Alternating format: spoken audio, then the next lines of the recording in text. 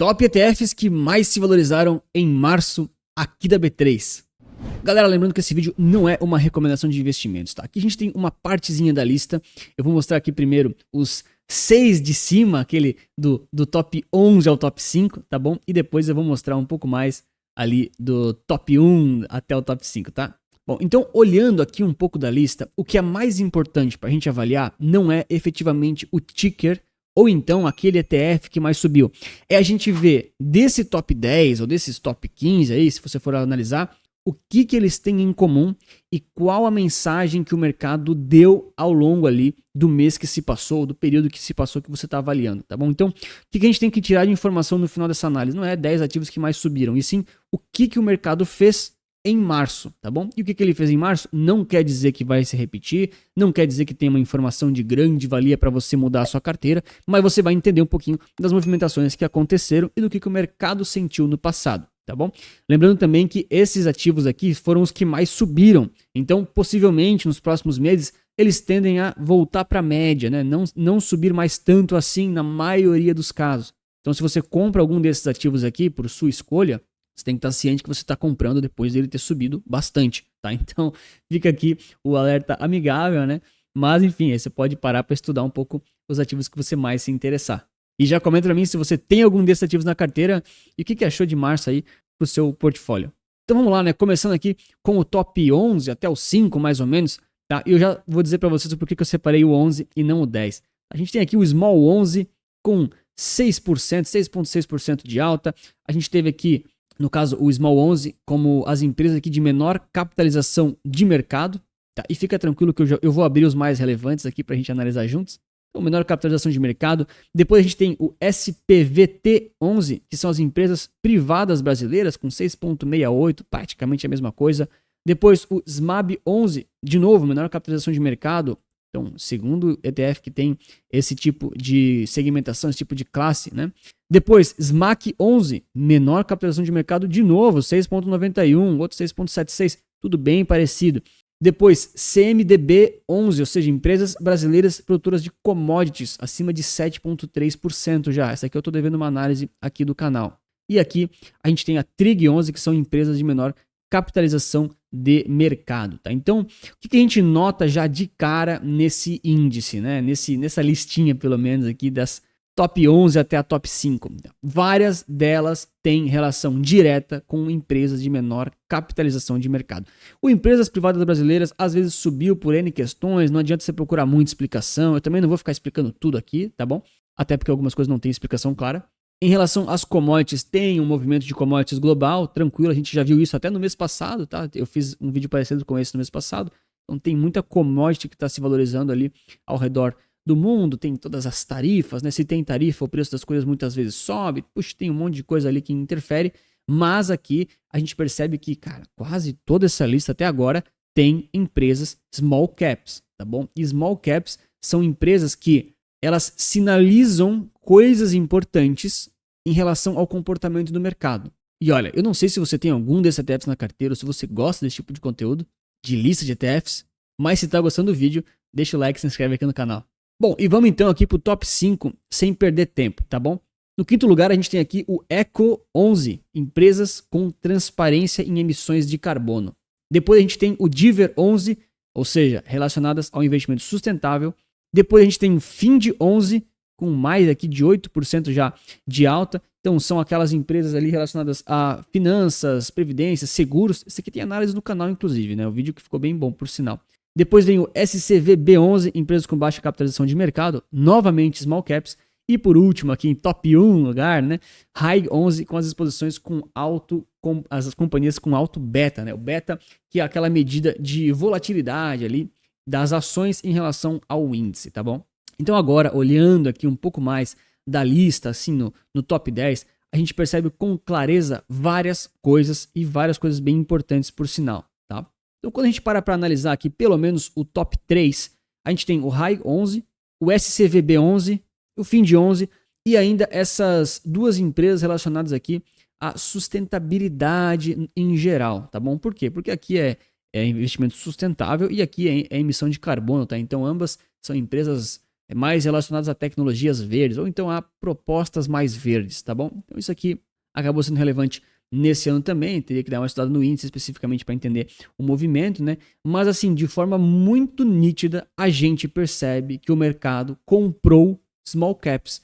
Por quê? Porque pô, o top 2 é small cap, depois o top 5, 7, 8, 9, 10 e 11, se eu não me engano, perdão, eles são tudo small caps. Então o mercado comprou small caps. E o que quer dizer quando as small caps sobem mais do que a média? Afinal, a média é o Ibovespa e o Ibovespa não está aqui em cima.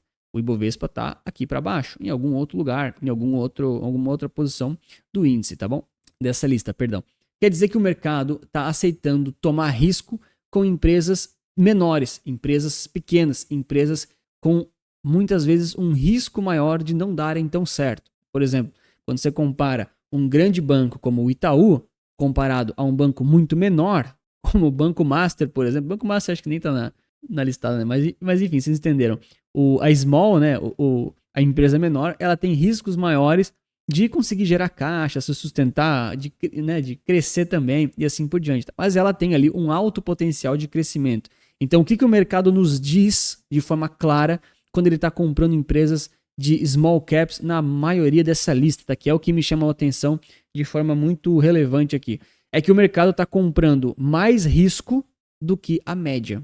Então, o mercado valorizou mais as empresas ali que têm um risco maior do que a média. Ah, Anthony, mas as empresas de menor capitalização, como as small caps, elas já são mais voláteis naturalmente do que o índice. É verdade, pessoal. Só que tem situações em que o mercado compra somente a média e ele não compra as small caps. As small caps caem, por exemplo.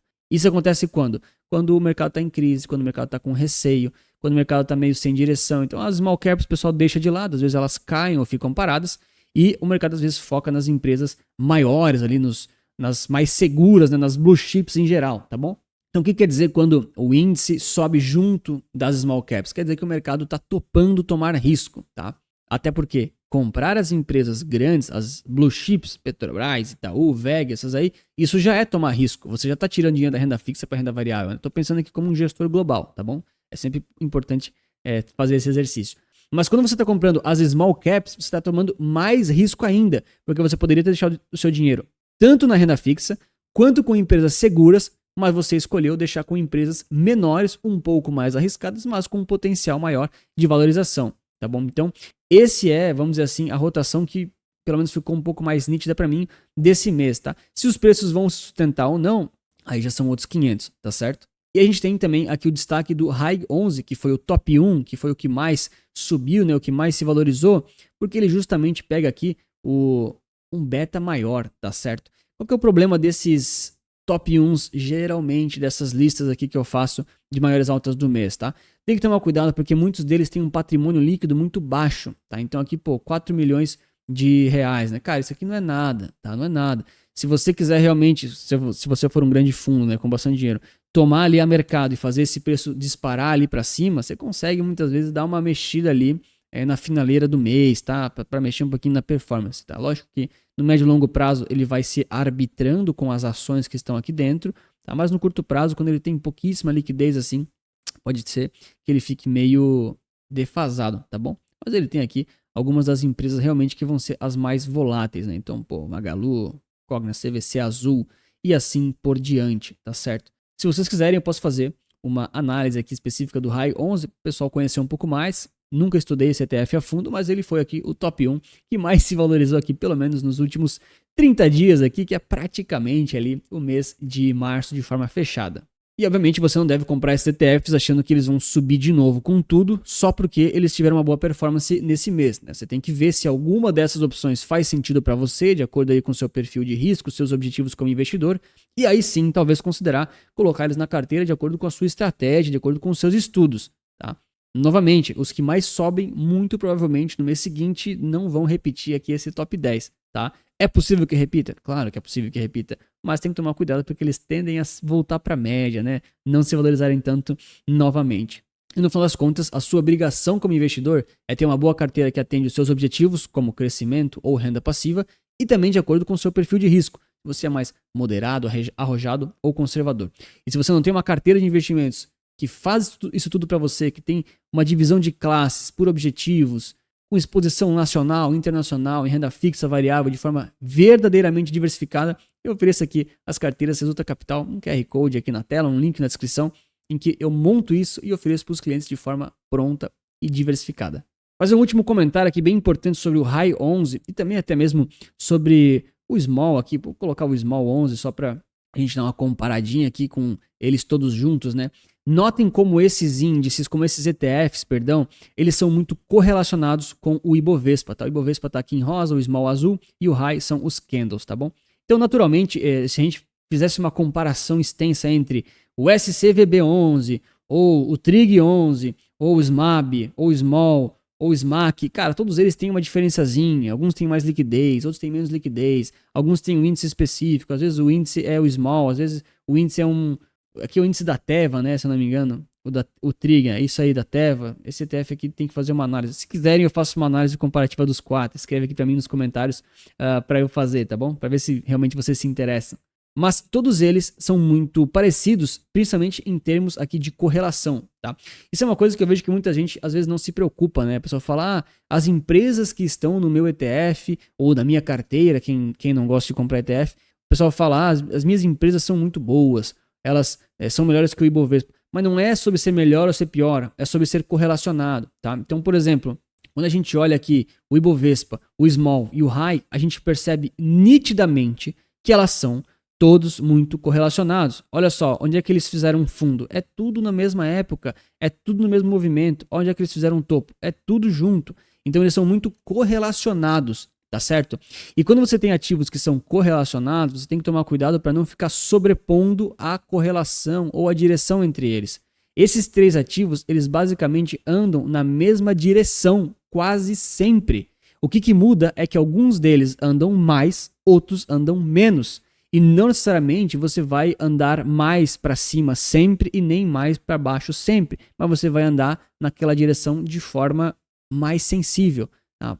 O melhor exemplo aqui é o High 11, é justamente o High Beta, ou seja, quando o Ibovespa ele varia, por exemplo, tá? Vou dar só um exemplo, 1%, o High 11 aqui ele poderia, por exemplo, variar 2%, tanto para cima quanto para baixo. Por quê? Porque ele vai pegar aqui a alta volatilidade do índice Ibovespa, por exemplo. Tem até um ETF, né, o QQQQ11, que é o High Beta da Nasdaq. Então ele vai pegar apenas a alta volatilidade da Nasdaq. Então quando você compra esses ativos, por exemplo, os três juntos na mesma carteira, não é que é bom nem que é ruim, mas você está sobrepondo consideravelmente três ativos que andam igual e andam aqui em intensidades diferentes, tá? Será que faz sentido isso aqui? Cara, daí você vai ter que me responder aqui embaixo, você vai ter que avaliar.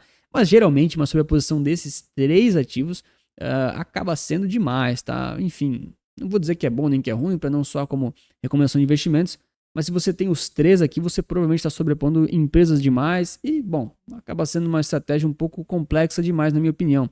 E eu, sinceramente, acho que a gente pode investir de forma um pouco mais simplificada, um pouco mais tranquila e vai ter retornos praticamente iguais, tá? Um pouquinho menos, um pouquinho mais, mas vai facilitar muito para você fazer a gestão da carteira, a gestão dos ativos, rebalanceamento, controle do que está no lucro, do que está no prejuízo, controle dos percentuais de cada um e também vai te dar tranquilidade para você dormir à noite, né? Você não vai precisar parar toda hora para ficar rebalanceando ou vendo qual dos seus 12 ETFs de ações Brasil, que basicamente você podia comprar só um ou dois, qual deles está rendendo mais ou está rendendo menos, né? Você poderia dar uma simplificada. Pelo menos é a forma como eu mais gosto de investir, de encarar os investimentos e os meus clientes também, tá? Porque no final das contas, muitas vezes a gente está buscando aqui tranquilidade e foco no longo prazo, para aposentadoria, para viver tranquilo e não necessariamente para ficar batendo os índices, que é possível, mas para a maioria das pessoas é muito difícil, é complicado, dá trabalho e, cara, geralmente as pessoas têm uma vida fora do mercado financeiro, trabalho, família, férias, viagem, talvez seja funcionário público, enfim, e muitas vezes dá trabalho demais bater os índices. E para você que ainda não investe tanto em ETFs ou gosta de ETFs e quer saber um pouco mais, eu vou recomendar aqui esse vídeo com os 5 mitos de ETFs que o pessoal muitas vezes foi enganado aí pelas histórias que contam pela internet. Um grande abraço, muito obrigado pela sua inscrição e seu like. Lembre-se que investir certo resulta capital.